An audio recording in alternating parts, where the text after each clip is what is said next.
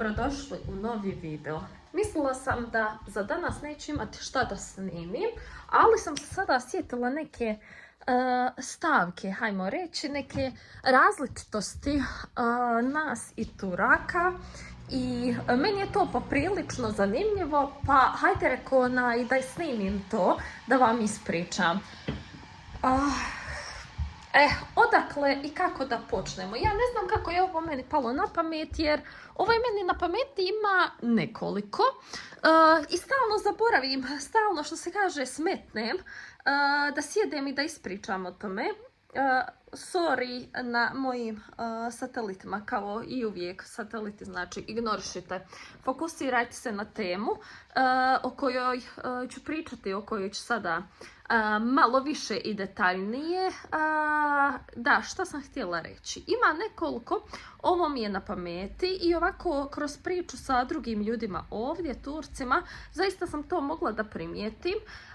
Vezano je za miraz, ostavštinu od roditelja i odnos Turaka prema tom mirazu, odnos nas prema tom mirazu. Zašto? Zato što da li ima razlike? Definitivno da. Ima koliko i koliko ovdje, otkako sam zapravo i stigla u Tursku, ovako kada se sjedne sa društvom i kada se priča, dosta se puta desilo i da osobe koje zapravo i ja poznajem lično su bile u toj situaciji ili su i trenutno u toj situaciji da tipa naslijedile su nešto od roditelja, bez obzira da li je muško u pitanju ili žensko. Roditelji su preminuli ili jedan roditelj je preminuo, onda podijelilo se nasljedstvo, ovo ono, i sad djeca su naslijedila šta su naslijedila. Tu ima i stanova i poslovnih objekata, neki i automobile, ovo ono. Ima i onih, kod nas su to njive, obradive površine. Ovdje, kako se arsa, ja mislim da oni to zovu arsa, jeste. To su kao određena lokacija, bez obzira sad da li je to njiva. Većinom su arse ovdje lokacije. I većinom su te lokacije unutar grada, odnosno te lokacije su u najviše slučajeva pogodne za izgradnju nekog objekta. Bilo da je zgrada, bilo da je poslovni objekat, nešto. Tarla se odnosi na njive, ali ovdje baš nema, barem ja nisam čula da ima toliko da se nasljeđuju te tarle, odnosno njive.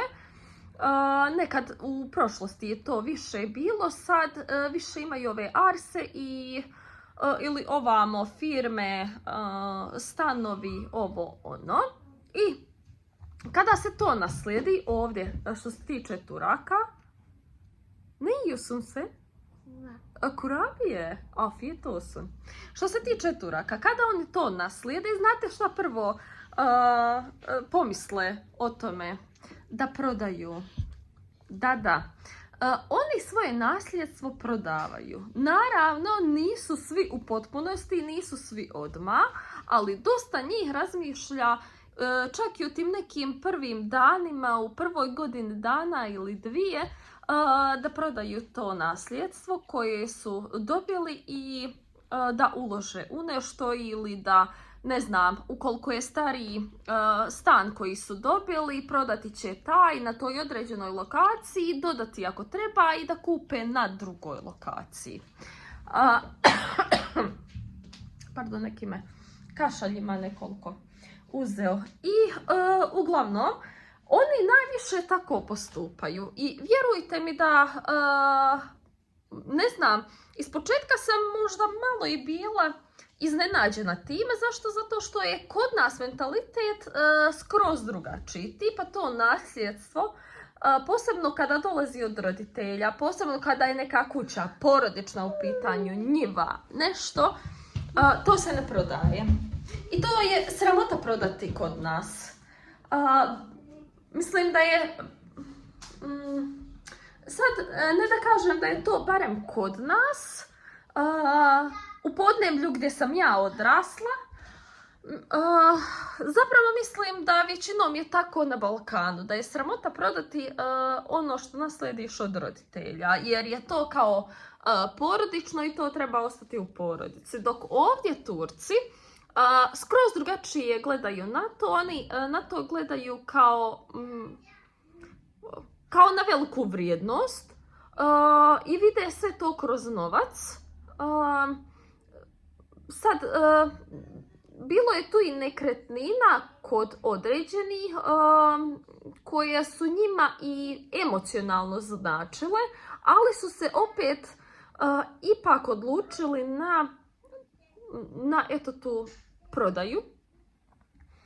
Bez obzira što su emocionalno vezani za određeni stan, za određenu lokaciju, imaju uspomene iz djetinjstva sa te lokacije, ali odluče se na prodaju.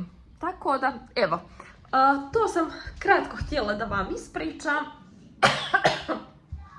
dok nisam ponovo zaboravila tu temu. Opa, da popijem malo vode. Zato što grlo ne boli me grlo, ali mi se pomalo kašljuca. Brzo ćemo ispavati. Neko mi krade vodu. Vi ne vidite skroz tačno ko je, ali ja vidim. Imam i dokaz.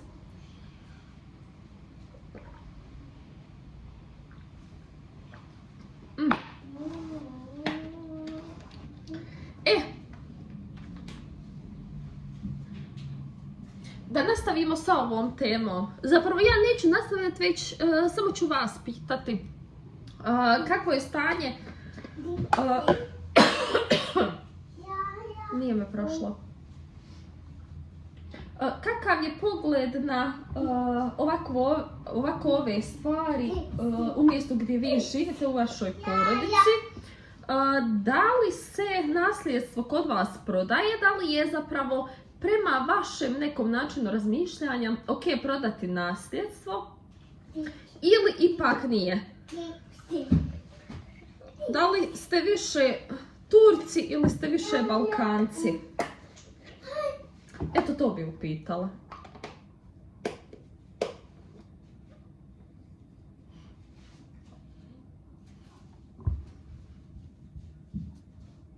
Olmaz tatlı olur zaten. Öyle mi? Derol Gap. Oo. Orijinal. Dur ben çok dokunmayayım. Göster. Birinin uykusu gelmiş. Oo. Bakalım. XS. Ama yazmıyor ki. For Burada. 4 and 5 years old kid. Aha. Dört Yani yaş. tam kışın. Bacağına giydirdik.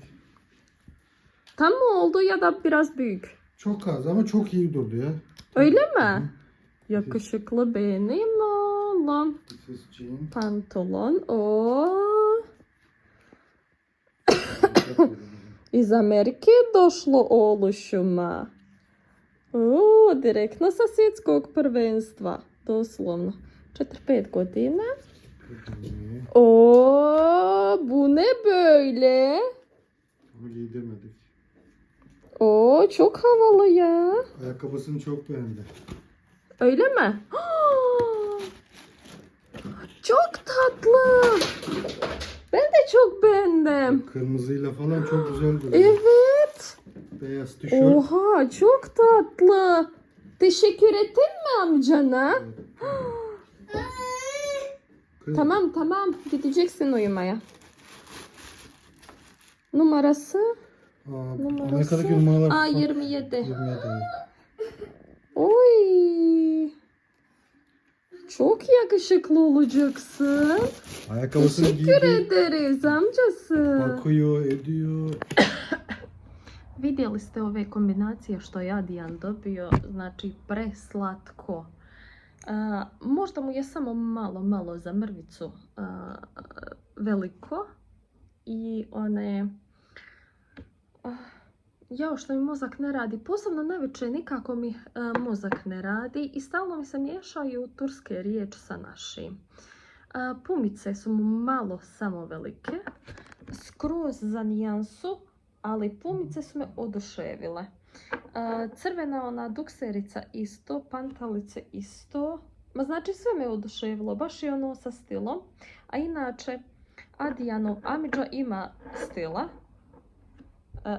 Tako da nisam ništa manje ni očekivala od njega. Mislim, znali smo da će mu donijeti one pumice tenice. Pošto nas je pitao koji broj da uzme, ali nismo znali za ovo ostalo. I nekako mi je baš sad razveselilo me. A došlo je direktno iz Amerike, pošto i on u prošloj sedmici otišao u Ameriku i bio je na jednoj utakmici. Ja mislim, je li Turska Paragvaj? Na toj utakmici bio. Mislim da je otišao baš muhajm zbog utakmice, a ima vizu još uvijek za Ameriku, tako da spojio je ugodno s korisnim. Odmor, shopping, utakmica, ima vizu, tako da je otputovao. Ja lakiram nokte za sutra. Opa. Malo prije završena skin rutina. Mada se moja skin rutina sastoji od par koraka i to je to, ali opet ne mogu se sjetiti da li je to Ilda Humić jednom izjavila. Samo se mackajte, samo se mržite. Nema veze sa čim bilo da je ona Nivea od 3-4 marke ili neki serum od 500 eura, samo se mackaj. Tako da ja slušam Ildu i samo se mackam. Nema veze šta ću nanijeti na kožu. Bitno je da ide nešto, ujutro i navečer.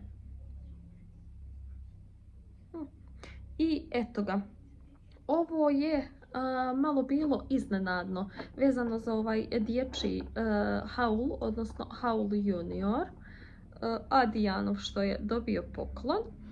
Mada je početak ovog videa, odnosno tema, bilo skroz nešto drugo.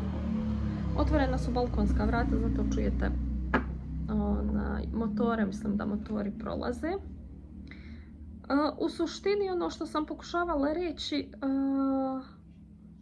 vezano za ovo gledanje na nasljedstvo kod Turaka i kod nas na Balkanu, koliko se razlikujemo, na primjer, po tom pitanju. Naravno, ne mogu sad ništa generalizovati jer ima i kod njih ljudi kojima je nekako taj miraz nasljedstvo sveto, ali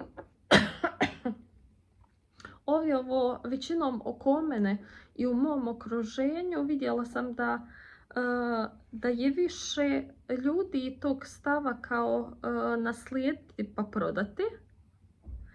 Tako da, eto, na osnovu toga sam podijelila, zapravo pričala o tome, o toj temi. Nadam se da vam se svidio video. Ukoliko jeste, lajkajte ga. Ostavite dole u komentar što mislite o ovoj temi i što da vam kažem osim da hajpate video i ukoliko niste pretplaćeni da se pretplatite. Odo ja da mi se suše nokti, da mi se suši lak i nakon toga odo spavati zato što sutra treba na posao. Vidimo se. Ćao!